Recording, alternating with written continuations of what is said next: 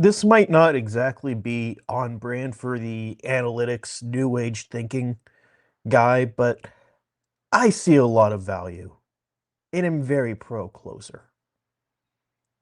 If you can go to the ninth inning, hand the ball off to someone, and just know the plate is going to land, that's good enough for me.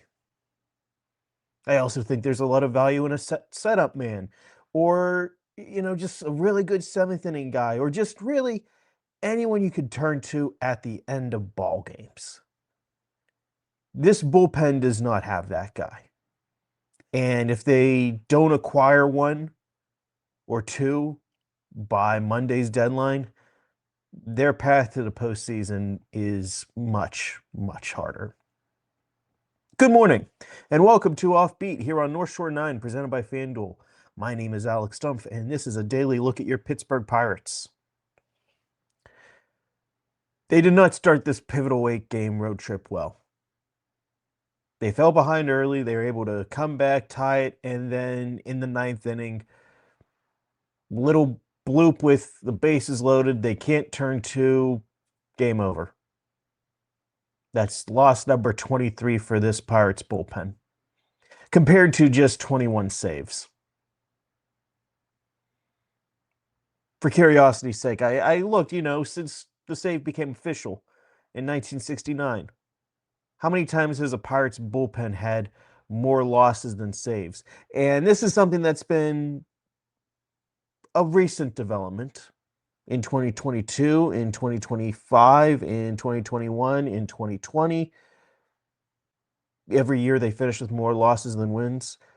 Before then, it was just in 1974, 1985, and 2000. So this has become a regular occurrence. And we could just say, oh, blame the bullpen, because we have blamed the bullpen a lot this year. And yeah, I'm blaming the bullpen here also. But you know what? Johan Ramirez did his job as the opener. No, Murdoch came in and he provided a couple good innings of relief. Hunter Barco rebounded after that first inning to give 3 innings of relief. Mason Montgomery, he came in, he pitched well. It's not the middle relief guys. I've brought this up a couple times. Like, whenever this bullpen does perform, it's usually the long relievers who come through. Carmen Mlodzinski has done well in his bullpen role. Now, we can talk about how he's not positioning himself to pitch impact innings because of this whole recovery day schedule that he has. I think that's a big issue with this bullpen, how they are constructed. Not knowing when you could go to Mlodzinski and just whenever he is available, using him and hoping that it's a leverage spot. But whenever he's pitched, the results have been good. I know Wilbur Dotel has had 1 or 2 blowups, but I think most people would agree, on the whole, he has had a good rookie season. He has been quite possibly their second or third best reliever this year. The issues with this bullpen have been in the single inning and especially late. The Pirates have a 4.83 team ERA in innings 7 through 9. That is the 8th worst mark in franchise history, and it doesn't even count all the unearned runs they allowed also. As of recording, they have allowed 187 runs in innings 7 through 9.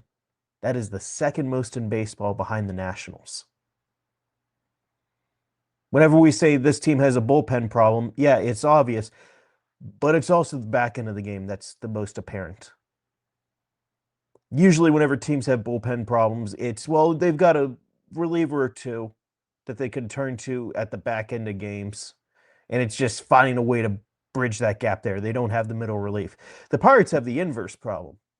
They have a couple good middle relievers. They have a couple guys who can go a couple innings. They may not be available, most days, but whatever they do pitch well. It's the guys that you're supposed to be able to go to most days. The guys you're supposed to go to in the 8th inning, in the 9th inning, who are not having a good year. 187 runs, second most in baseball. So I looked, innings 7 through 9, what are the best ERAs on the team? And, Paul Skeens, Braxton Ashcraft, and then you got Majinski. It's like, okay, yeah, Majinski. He has a 159 ERA in those spots. Evan Sisk, he threw a rehab inning on Thursday. And then it gets to Cam Sanders at 338.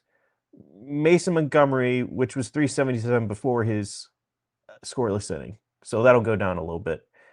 Gregory Soto's 380 ERA is going to go up a little bit. Isaac Matson in AAA. Then it's Johan, then it's Davinsky, and then those ERAs quickly get up to 5 and 6 and 7, and Brandon Eisert's 853, and it's an issue. We've talked about this before, but whenever your back is up against the wall with this team, who do you go to?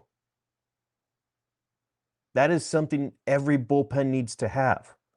They need to have those guys that I need a strikeout. I need a ground ball. I just need a 0. They don't really have that. And whenever we talk about this team needs to acquire relievers this deadline, and they absolutely do, I think they need someone with a proven track record. Someone who can pitch the 8th or the 9th. Because Gregory Soto is not a closer. He wasn't brought in to be the closer. He was brought in to split the role with Dennis Santana and maybe Justin Lawrence. And Dennis Santana and Justin Lawrence were DFA'd. Soto is the last guy standing here, and it's been a middling year. He was not brought in to be the closer, and now kind of just has closer duties, not through his own performance, but the collapse of other pitchers around him. That needs to be rectified. Because those games that you lose late, they sting, they haunt, they stack up, and it's why we look at this team that at the start of the week, on Monday night, they held the wild card, the final wild card spot, and now they're on a 3-game losing streak. And yeah, this streak won't impact how the Pirates approach the trade deadline, but it will impact their postseason odds. Heard a little rumor about a team that's been scouting the Pirates recently. Maybe they could be a bullpen trade. We'll talk about them right after this break. This episode is brought to you by IQ Bar, our exclusive snack hydration sponsor. IQ Bar protein bars, IQ Mix hydration mixes, and IQ Joe mushroom coffees are the delicious, low-sugar, brain and body fuel you need to win your day. The Ultimate Sampler Pack is a great way for you to try all IQ Bar products and flavors. You get 9 IQ bars, 8 IQ Mix sticks, and 4 IQ Joe sticks. All IQ Bar products are clean label certified and entirely free from gluten, dairy, soy, GMOs, and artificial ingredients. With over 20,000 5-star reviews and counting, more people than ever are fueling their lifestyles with IQ Bar's brain and body boosting bars, hydration mixes, and mushroom coffees. The Ultimate Sampler Pack includes all 3. My personal favorites so far have been the almond butter chip and the iced tea lemonade hydration mix. It's just really full of flavor. I love starting my day with it, and I couldn't imagine starting my day with anything else other than IQ Bar products. Right now, IQ Bar is offering our podcast listeners 20% off all IQ Bar products, including the Ultimate Sampler Pack, plus free shipping. To get your 20% off, text MLB to 64,000. That's MLB 64000. Message and data rates may apply. See terms for details. So the Royals have had scouts at different levels of the Pirates organization the last week or so. And that's interesting because one of the relievers I really like is Daniel Lynch IV. I see some Tony Watson in his game. I think he could jump into that role. He's got an ERA of 2 over 45 innings. Yeah, You would like this bullpen to add a big right-handed arm, but right now they're just in a spot that, take quality wherever you can get it. That's just speculation on my part. I don't know exactly where, if the two sides are talking. I just know this time of year, there's usually some smoke. Whenever there's smoke, there's usually fire. And I see a little smoke here. We'll see if anything comes to fruition. No guarantees, of course. But if it's not him, I mean, the bullpen goes to real quickly, like, the Nate Pearsons, the John Schreibers, Matt Strom's guys. That's like, yeah, I could see them maybe improving this bullpen, but we said the same thing whenever the Pirates acquired Brandon Eisert. And maybe Eisert can impact this bullpen in 2026 or 2027 and beyond. But this bullpen right now needs to be the number one priority. They need to get better as a unit pretty darn quickly. And the way to do that, I think, is acquiring veteran, established relievers. There's a reason why the Luke Weaver, pipe dream has lived on. And it's because that's just the perfect guy. Somebody you could give the eighth or ninth to. This is a new issue for this team. Because in 2020, my first full year covering the team, Keone Kela was hurt, but he was viewed like, okay, he'll have the ninth. In 2021, it was Richard Rodriguez, who, was using sticky stuff probably. His spin rates definitely hinted at it. But he was still a good pitcher for 4 months. And then in 2022, and no, end of 2021, but 2022, we see the emergence of David Bednar.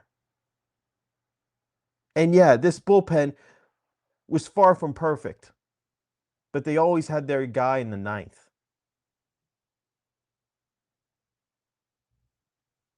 And it's telling that the year that they underachieved, that they probably should have accomplished more, was 2024, and that was a year that they didn't have that guy in the ninth. You need to have just that finisher in your bullpen. The guy you're going to win games, to finish off a baseball game. And this bullpen could use more than just a ninth inning guy. There's a reason why I'm not saying, well, just trade for Mason Miller and all your problems are solved. No, this is a bigger problem. You need multiple relievers, but you need more than anything, just those guys who, bad situation, whatever it is, we're going to throw them in there. We're going to see what happens. We're not just saving Gregory Soto for the ninth inning because, well, he's probably our best reliever, and that's where you put your best reliever. You make him your closer. He's really not. And I don't know if they're going to be able to acquire someone who could usurp his spot, but they need him. This team needs right-handed pitching who could get lefties out. This team needs right-handed relief pitching in general. And they need that guy who could, at the very least, pair with Soto to pitch the eighth or ninth, the way that they thought that they had with Dennis Santana. Because I look at this offense, and I know it's been a little bit of a lull lately, a little streaky. This is still one of the best offenses in franchise history, in my opinion. The data suggests so also. This is a starting rotation that has admittedly not lived up to expectations so far this year, but has as high a potential as almost any team that's competing for a postseason spot. It's the bullpen. If there is ever a year to make some moves, it really feels like this is the year. Because I don't know if this offense is going to be better in 2027, assuming they lose Brandon Lau. I don't know if this pitching staff is going to be as exciting next year. You need to take advantage whenever there's an opportunity like this. And part of that is whenever it's the ninth inning, you got to keep it a tie game. finding a way to not lose your 23rd game as a bullpen. Thank you so much for listening to Offbeat here on North Shore 9, presented by FanDuel. If you haven't already, be sure to subscribe wherever you find podcasts, or check us out on YouTube if you want to see my smiling face. Thank you so much for listening. We'll talk again tomorrow. All right, that wraps up this episode of North Shore 9. Thanks so much for tuning in, whether you're listening on the podcast or catching us on YouTube. If you enjoyed the show, please give this video a thumbs up, and don't forget to hit that subscribe button if you haven't already. It really helps us grow. And if you're listening on the podcast, a quick review goes a long way in helping others find the show. Plus, be sure to tell a friend about us. There's always room for more here in the NS9 community. And for those looking to support us a little more, consider joining our Patreon, become an MVP member, and get exclusive perks while helping us continue to bring you more of the Pirates content you love. Thanks again for all your support, and let's go Bucks.